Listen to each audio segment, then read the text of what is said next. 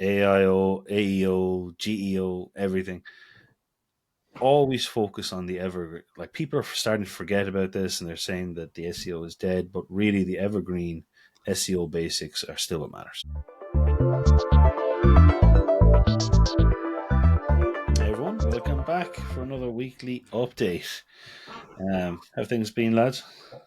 All good. Not Yeah, too all bad. good. Class. Well, look, we'll get straight into things. So, Loads to talk about. loads. Let's do too much, but anyway, Busy week, huh? that's it. All right. So, the weekly discussion. What is happening? Right, so I'll kick it off there. So we'll start with the news and algorithm updates as usual. So the first thing here is Google are kind of starting to introduce this new AI web guide. It's called. So it's kind of a way of splitting up and organizing like the AI search results. So it's another kind of interesting thing, but I think the main reasons they're doing it is for, like they said, exploratory searches and multi-part questions. So it's kind of like kind of broad, vaguer questions that you're asking Google. It'll now break them down, or it might eventually break them down into kind of smaller parts, and kind of break up the question a bit, which is it's kind of a cool thing. Like, I suppose you could go into one part, come back out, and move on to the next part of your question. But Yeah, it's continual, isn't it? Continual yeah, search. it's nice Where to you kind of gotta go on. streamline like a longer kind of list of questions, I suppose. Is Quite this the way that people are going to use search engines in the future? Most likely. And Yeah, it's kind of moving towards that the agentic AI, the kind of assistant style things, Mm.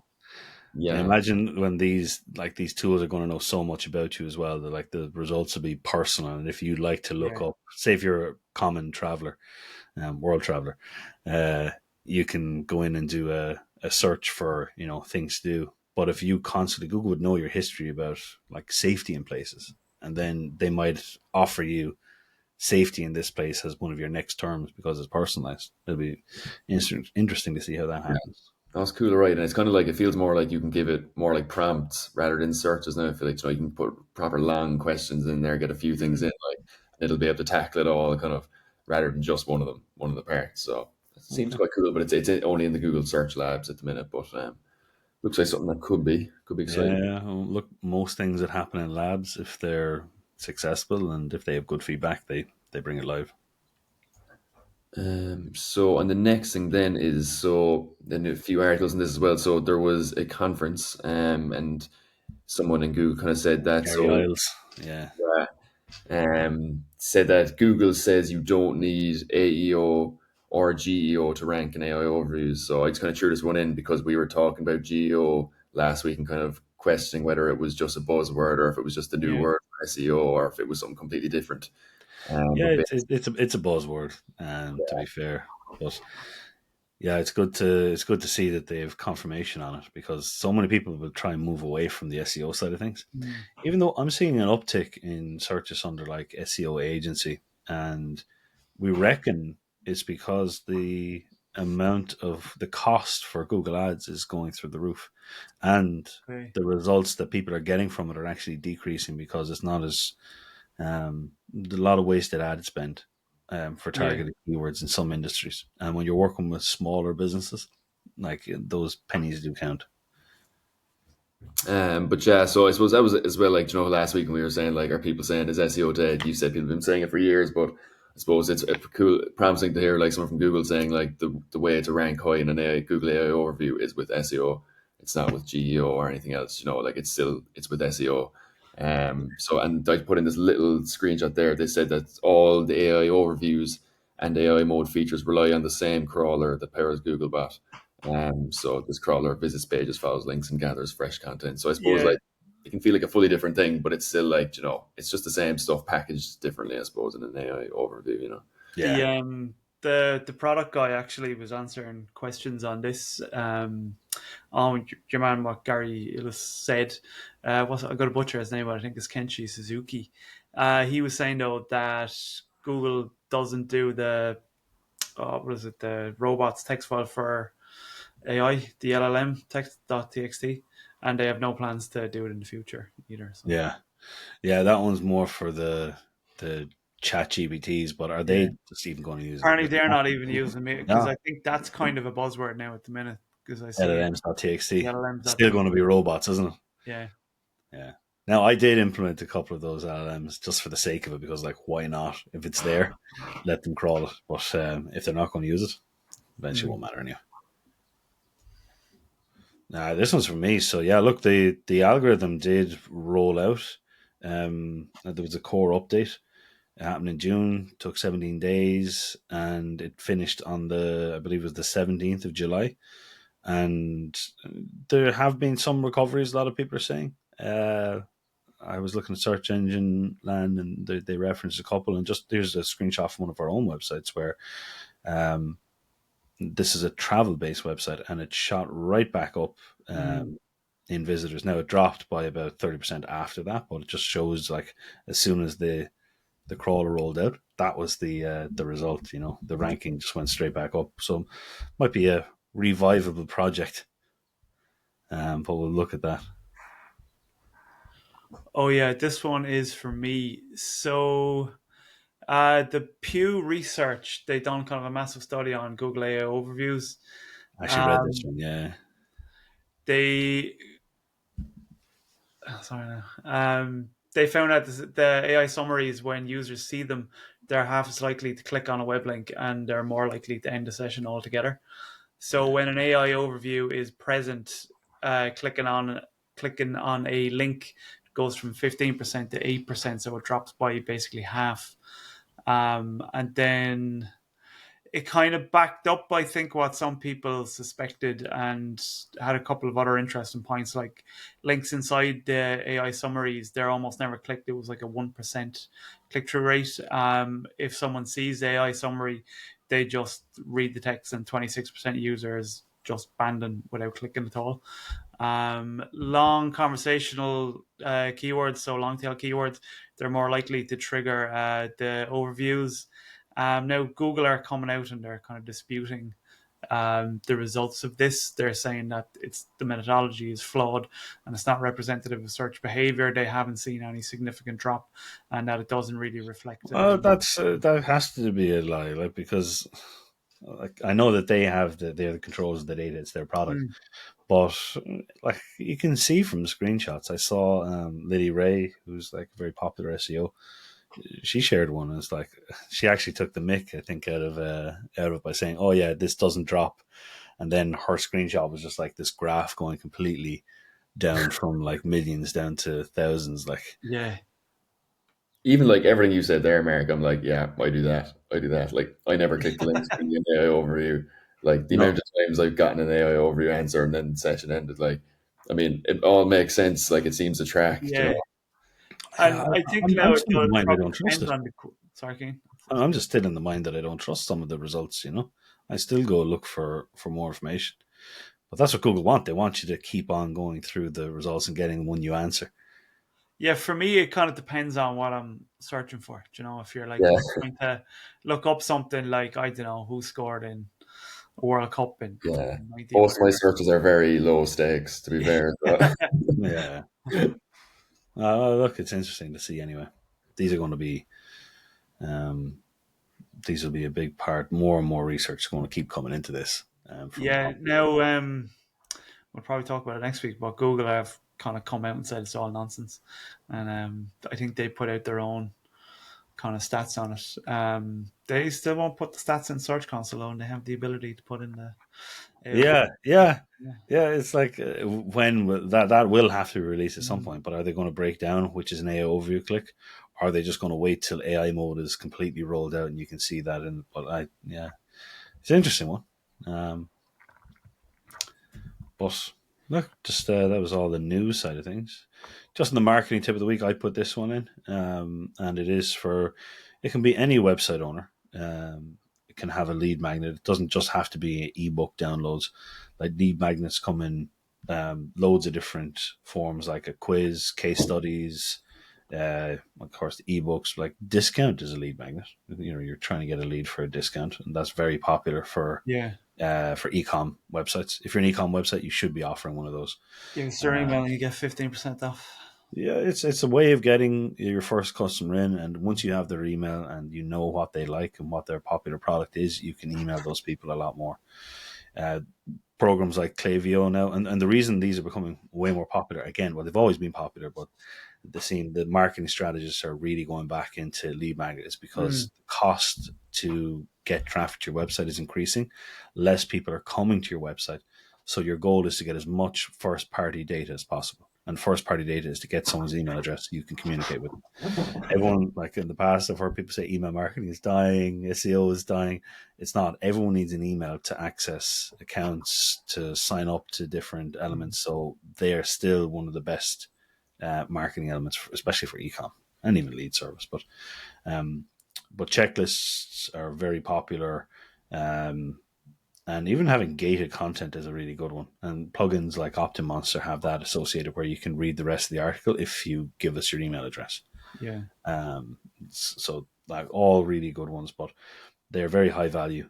Because if you just have an email pop up on your website that says, join our e-letter, there's no incentive to it. Yeah. You have to have that marketing, was it reciprocity, where you're giving something to get something. So that'll be my marketing tip of the week. This one is to follow on from your one, Ryan, which is AIO, AEO, GEO, everything. Always focus on the evergreen. Like people are starting to forget about this and they're saying that the SEO is dead, but really the evergreen SEO basics are still what matters, right? So you always need to have high quality content. It is what wins. So creating helpful, unique answers that really satisfy users' intent, extremely important. Keyword relevance, I believe, is still extremely important, and it will be for AI overviews. It will be for search engines to understand the topics of these pages. So having keyword relevance on a page is going to be very important. Now, the search engines are getting better at taking snippets of a page through like things like Google Passages and all that. Um, Now, the technical stuff is something you cannot falter on. So if you're creating websites and you think you don't have to have a responsive, clean structure, it's still very important. Clear metadata is, of course, one of the top things that I like to really spend a lot of time focusing on. So enhancing click-through rates from the search results, making sure the keywords are strategically placed in your meta titles and meta descriptions based on where your I suppose based on the niche that you're trying to target and based off what the Google search results are and the intent that the users might have. Right.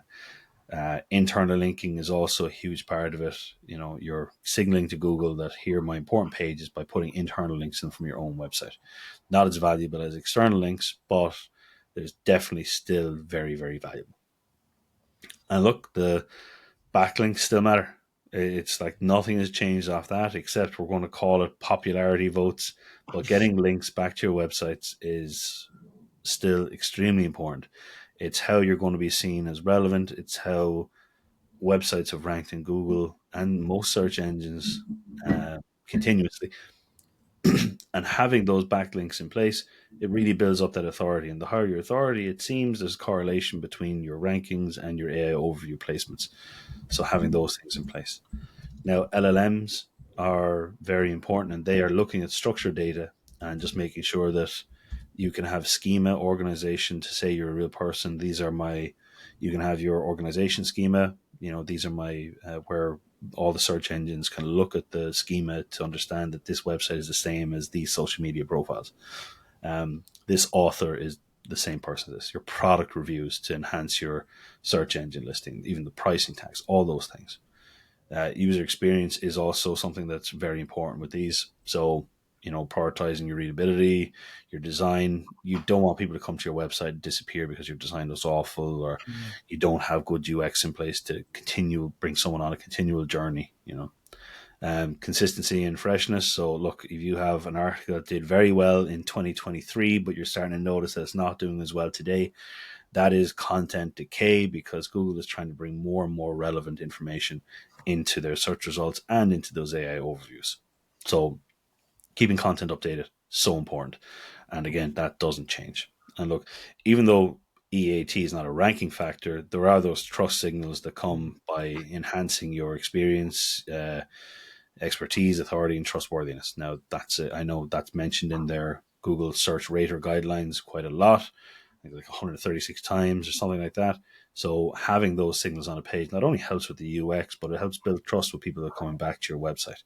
And it also helps, if you have more trust, you entice other people to link to your resource if they think you're the right person and the right authority to be linking to. So all those things.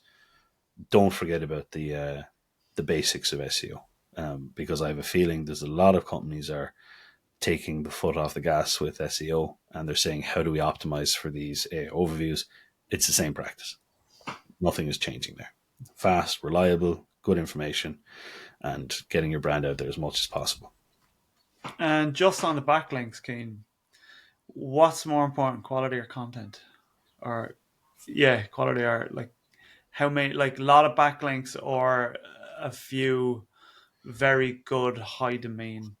Oh, look, the high domain ones are so important. So if we got a link from the Irish Times or the Irish Independent, like they're very popular websites, I'd rather 2 or 3 links from those than 100 links from, I suppose, from business directories or Yeah. random low quality websites around the internet. There's no point in having those compared to having those real top quality links in place. Quantity is the word I couldn't think of there. Quantity or quality? Yeah, I'd rather quality.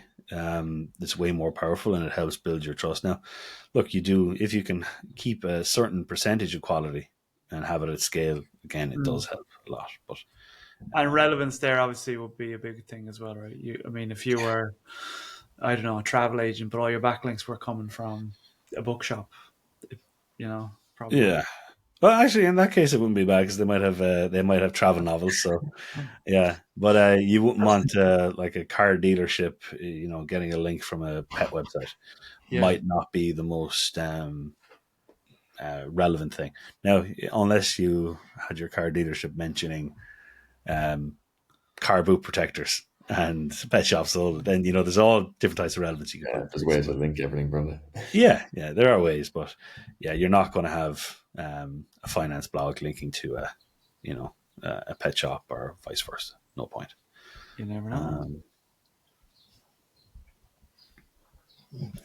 The shadow dive of the week. See me. Oh yeah, this one was kind of cool. So this is Google's virtual try-on. You can upload a picture of yourself directly into Google, and then they have an AI where you can pick an item of clothes, and it shows you exactly how you're looking at it. I think like it's supposed to account for shadows and texture in the fabric and draping and all this kind of shit to give like a kind of a more lifelike representation of how it would look on you. I think the things you pick, it pulls from Google's like massive range of clothes from their kind of shopping graph that has like a load of different brands and retailers and stuff. It's only live for users in the US at the minute, but I think there's plans to kind of roll it out. And what's also cool is you can set price alerts for products. So if you were, I don't know, looking for, what do you like in handbags? If you were looking for like a handbag and you only wanted to buy it when it was on sale, you can set like a target price, and then you'll get an update if anywhere online it is selling it for like €200 rather than 400. So it's kind of cool. And I Cool. think they're going to like roll this out for room designs, and there's Yeah, plans. interiors is going to be amazing. Like, imagine if you didn't have to, if you could just like, I can see ChatGPT being used for that already. You Yeah, can take a picture of a room or a space and give me advice. Um, but like this one for the fashion industry is going to be huge. yeah, And and maybe they're I think it's coming in like September or something, but they're doing like an inspiration board type thing. So you can type in and say, I want to give me like a summer festival look, and it'll generate a whole thing. are you going to be putting yourself up here now and putting all the different Eagle jersey styles? Okay, I think I actually have them all. Um, this one was the last one I was missing. There's a couple of throwback ones that I need, but yeah, we'll see. Those And is this 70s something that style. like would like the people selling the clothes then would they have to like opt in to like being kind of involved in this? Like, 'cause I feel like it could turn a lot of sales away too, couldn't it? Like, you know, if people, Yeah, that you can imagine the amount Yeah, of what would you call it? The impulse buys because you think something might look well on you. yeah, But then, if you can have a 360-degree view of yourself in a particular product eventually, and you say, right, I might not look great in that one, um, yeah, that could definitely cut down on conversion rates. yeah. But yeah, do you know when people buy like 25 things from, I don't know, what's that site, Boohoo or whatever it's called? Sheen. Sheen. Maybe not that one. I was thinking, do you know, you get the free returns, so they try it on, they don't like it, they just send it back. So you Oh, might buy 20 things and send back like 19. Do you know? Yeah. I don't know. I don't do a lot of online shopping myself except for jerseys. So. I'm maybe sometimes a winter stockist and a summer stockist, where I'll go on like M&M Direct and just buy like a load of summer t-shirts and then fleeces and hoodies. Then when winter season rolls around, I shouldn't even be on marketing messages from other companies. That's a waste. so a few random trends here from this week. Hulk Hogan passed away. I think, R.I.P. yes. Hulkster. Was that yesterday? I think so. That is the top one at the minute, trending in Yeah. Ireland, and I think everywhere as well. And then another big one that's coming out today is Happy Gilmore too. So I think a lot of people are searching today just what time it's coming out in different time zones. I can't So wait for it, to be honest. I didn't realize it was out today. long awaited. Um, And what straight year were to you born again, Ryan? 2001. So was this? Happy Gilmore 1 came out in 1996. Is it We should have a 96? segment every week of like films that were out before Ryan was born. I would have guessed it was really early 2000s. I actually can't believe that it's Yeah. 96. Yeah. So yeah, this is what it's almost how many years? Almost 20 years. 20 Wow. years, Yeah. yeah. Sorry, almost 30 years, 30. 30, yeah. Jesus Christ. which is mad because I mean a lot of the same cast. There's going to be a lot of big famous golfers in it. So Oh, uh, did I see Deschambeau's in it? And yeah, I think there's a load of them in it. Like Rory's in it as well. But yeah, interesting that it went straight to Netflix. Like I can't understand why this wouldn't have had a theatrical release. I But think a lot of it, them are just doing it. Sandler has the deal with Netflix, right? That he has to oh provide all these things. So Netflix are like funding these massively. Well, this one I'm happy about. I actually don't mind ones that don't go in the cinema. Doesn't matter to me most of the time. And I think, I don't know, I feel like things don't stay in the cinema for as long as they used to. And then they're No, straight on to something, you know? yeah, I suppose it depends how much things are coming out. But yeah, very exciting anyway. And Yeah, then it's a good. this is like sponsored by Google Trends now, but on the theme of Google Trends, so the helpful tool of the week as well is also going to be Google Trends, seeing as we're using it today. Thought it'd be a good one to throw in. So yeah, it's basically just handy to see like at any time what people are searching for in different locations, and you can kind of you can change it by like things like category, trends that are active or inactive trends, so things that have came and went or things that are still trending. And you can also change like the times of what's trending in the last 24 hours, 48 hours, up to like I think a week. So it's just a good one. It's even just a bit of fun, like to look on and see Yeah. kind of what's trending, but also can be very, very helpful as well. You know. yeah, no, it's great. Like you can see like how popular this would be for content creators.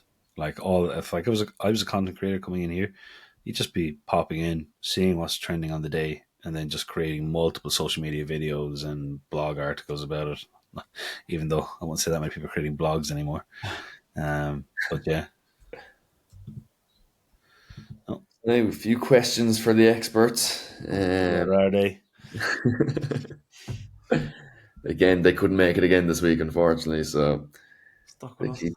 keep doing it to us. So we'll ask Keen and Mark altogether. So this is one we thought of last week. As it's probably a bit of a famous question. So, how long does SEO actually take? Is there a straight answer for this question? Or Oh, the classic. It depends, but like different projects take different times. Uh, like if most low, say, brand new businesses or starter websites, they can take quite a significant amount of time to try and get into search results. Look, there are rumors of sandboxes which have been disproven, but basically Google saying there's small websites that don't get into search results quickly if you have a more popular website. But SEO can take anywhere from 6 to 12 to 24 months. Some industries are ongoing constantly. Why is it usually done by month? Because look, any change that you make takes a while for it to get into search results. If you're a brand new website, it doesn't always have to be the case that it takes 12 months. If you just created a brand new website in the morning and then you got mentioned on the New York Times, LA Times, all the top publications, your website could shoot to the top of search results because you just have that amazing authority straight behind you, and quality content. But most small businesses, if I was to look at that, it would take a couple of months, even over a year, depending on the niche. If something is in a niche that's extremely competitive, if I was trying to get a finance blog in Ireland, trying to rank under, mortgage calculator or something, you're going up against like PwC, websites that have been around for years. That would take a long time. And car insurance, you're going up against websites that have teams of people. The only way that you'd be able to beat them is by creating way more content and by having that authority brought in place. But again, how long it takes would all depend on, like, it can depend on resources, how much you'd have it played to develop content.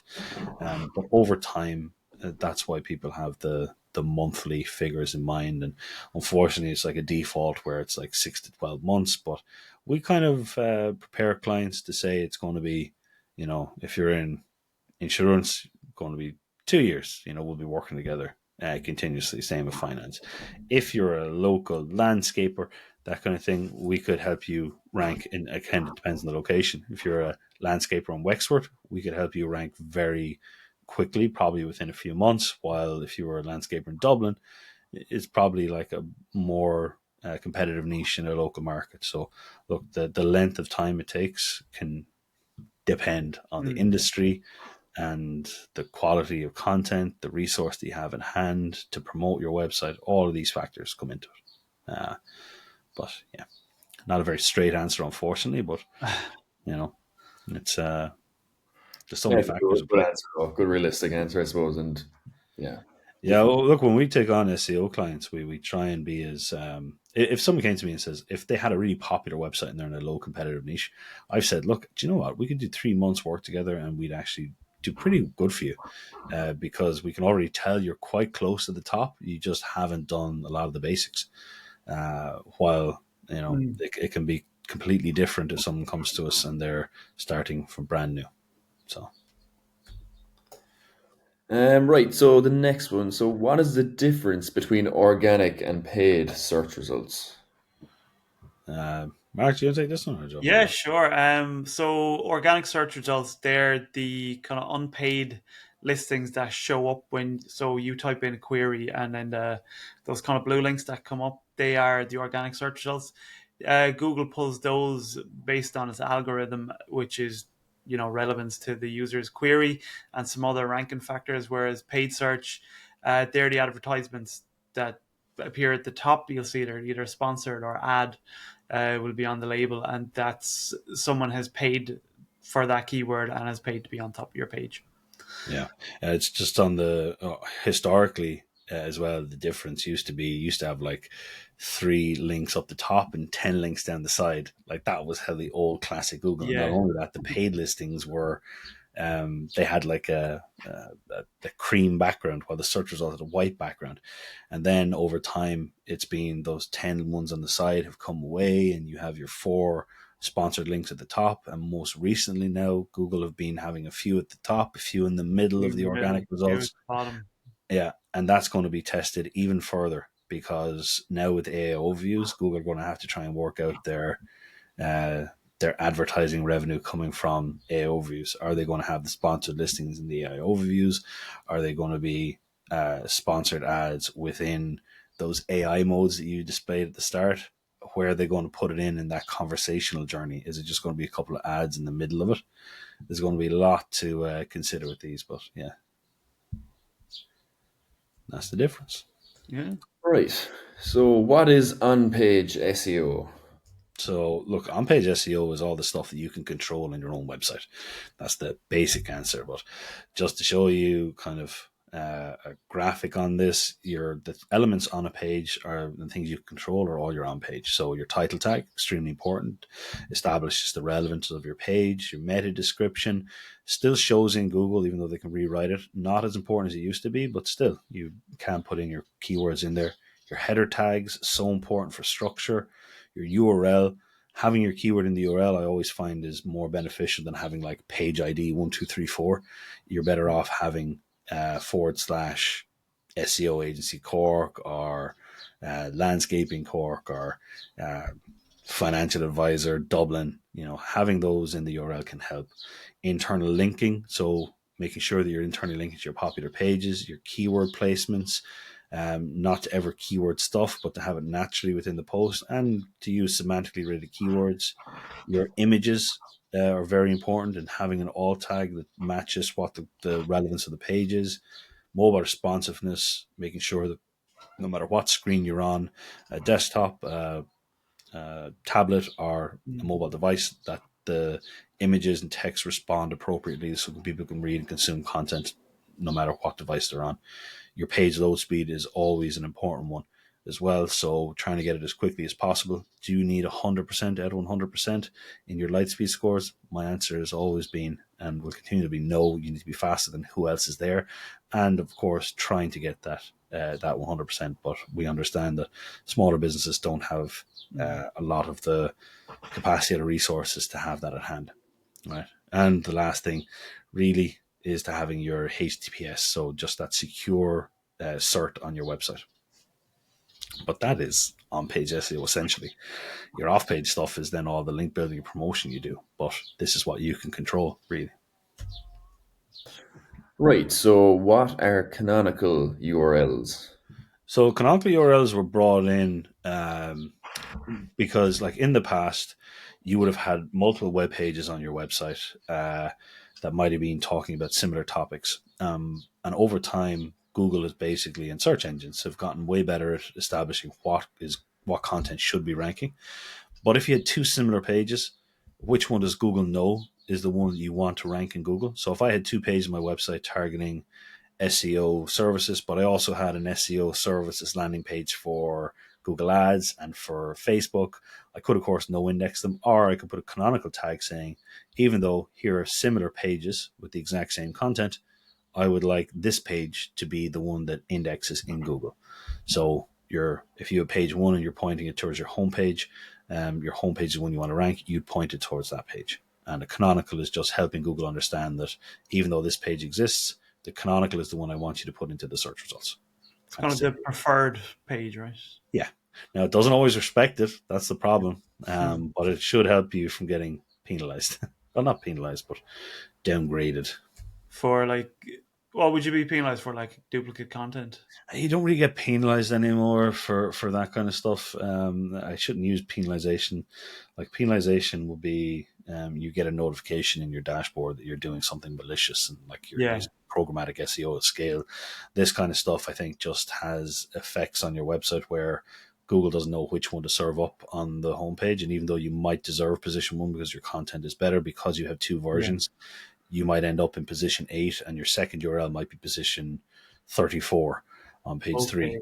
So by having the canonical in place, it helps search engines understand that even though we have two, this is the right one.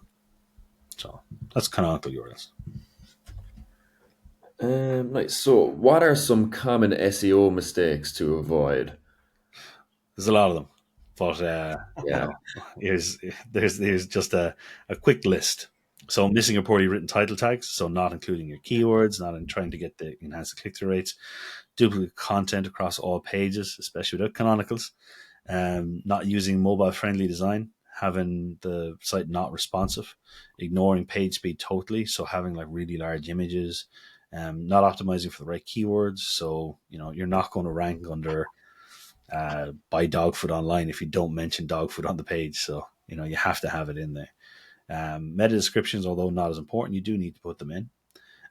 Using broken or outdated links, neglecting internal linking, overusing exact match anchor text, So, it's not natural to always have internal links with the same copy. It's good to actually change it up. Again, like dogs, you might put in canines, or my furry best friend, or something like that. Blocking important pages with robots.txt. So this is one of the biggest SEO mistakes, where someone would launch a website on a dev site and they'd forget to update the robots, and the entire website is blocked and falls out of Google. Lack of image, alt texts, thin or low quality content that are unhelpful to a user. Get it off the site, because it just brings down your overall site. Not including a sitemap, or having an outdated sitemap with broken pages, and not tracking SEO performance is like, that's just a kind of a standard when people don't check in on their search console to see what's going on and what issues are happening. But they are common SEO mistakes. You mentioned optimizing for the right keywords, but what about over optimizing for? Yeah. If you can over optimize, where you can stuff keywords into your Yeah. page, but it won't look natural, and it won't do as well as something that's naturally written for a human. Now, Google and search engines are machines, but they'll have algorithms in place to try and capture this. Now, in the past, you would have had tools like Yo saying, you need 3% density. So out of 100 words, you need to mention. We'll use landscaping Cork again. You need to mention landscaping Cork 3 times for every 100 words. Like, that's not what needs to be done anymore. It needs to be naturally placed. Obviously, the title, your element of the page, your H1, including in some of the factors in the H2s can be good, but your copy should be natural and easy to read. It's not like back in the day when you would change the font to the background color and write landscape in Cork 300 times. We haven't really gotten into Black Hat stuff yet, but yeah, you can comment on Black Hat stuff. Have you heard of Black Hat, Ryan? No, I haven't. No. So there's White Hat SEO and there's Black Hat SEO, right? And White Hat SEO is when you're doing things naturally, and you're writing really good content, you're doing internal links, you're getting links to your website organically by creating good content and releasing statistics, and that's your white hat. It means you're a golden boy or golden girl when it comes to your SEO, right? But then you have black hat, which is treating Google as a machine and trying to trick it. In my opinion, that's what I'd call it. And black hat SEO, where if you didn't want to affect design on your website, you could put in loads of keywords and hide it in the white text. You could put in a white background so no one can see it. Another black hat tactic on page used to be hiding text behind images. So you could have an image overlay on a load of text and you can't see the text. Those are black hat tactics, and you could create doorway pages where you create a keyword and optimize it to try and get to your website, but you're not actually internally linking anywhere. So these are pages that are hidden from general users, but they're for search engines. They're black hat tactics, and Google frowns upon them. And you can get marked down now if it picks it up. But search engines are smart. They understand that if you have white text, it can read your CSS. So it eventually probably has these little like algorithm tricks to see it. Black hat tactics offsite then would be, I suppose, link building and getting, just paying for thousands of links. That's a black hat tactic. Paying for links is seemingly a black hat tactic, but unfortunately, most of the industry does it. They'll pay to feature on people's websites in guest posts. That's not black hat, really. In my opinion, it's maybe a grey hat area that you're not getting there organically. But grey hat's actually another topic where borderline. What's link farming again? Is that you have a group of websites that just all link to our site? Well, link farming will be you just submit your URL to one place, and I don't know, like some company will put it to thousands of different blogs, and usually be like say we're in Ireland now, but next thing you know, we end up getting 1,000 links from .co.nz or .in from Indian domains, which wouldn't really make sense for a landscaper in Cork to get 10,000 links from Indian-based domains. Those things don't really, it doesn't match. Now, Google is meant to be good enough to devalue these links anyway, if that happened. Negative SEO is something that happens, but we can talk about that another time. We'll put that in the list for next week. But yeah. Yeah, it's a great week, lads. Look, there's lots going on. It seems as though we're not finding it hard to find news, really, are we? It's like there's so much No, happening every month. And I know we didn't really focus too much on AI stuff this week, but um, yeah, definite summary of this one is do not forget the basics Yeah. of SEO to try and get into those search results, because if you take your foot off the gas on that, you're not going to get into those AO views. I personally think it's a bit of an opportunity for a lot of companies as well, because if people are taking away because they're not happy that they're not getting as many clicks, it means there's going to be less competition as well. Because a lot of people are going to start sinking their budget into paid social, paid media, and yeah, there's opportunities when people say SEO is dead, in my opinion. keeping it alive. Yeah. Hi guys, we'll catch you later.